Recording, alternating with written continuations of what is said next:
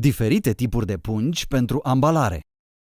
Pungiconsumabile.ro oferă o gamă diversificată de pungi din polietilenă sau BOPP pentru diverse domenii de activitate și pune la dispoziție cantități și dimensiuni variate pentru pungi Ziploc, pungi cu clapetă adezivă sau pungi BOPP cu bază pătrată.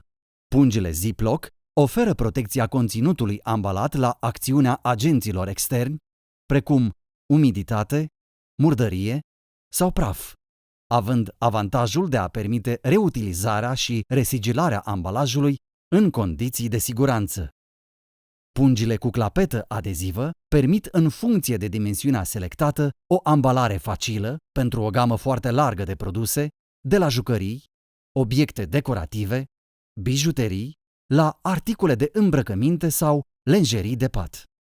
Pungile BOPP, transparente, cu bază pătrată, pot fi folosite în diferite ocazii, fiind recomandate inclusiv pentru împachetarea cadourilor, efectul fiind garantat atunci când se adaugă pachetului o fundă pentru un aspect plin de rafinament.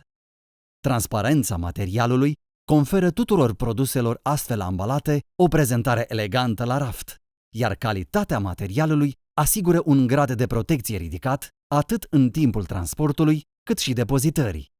Plastic and Paper Distribution, pungiconsumabile.ro, cel mai complet magazin online de ambalaje din polietilenă, hârtie și consumabile Horeca.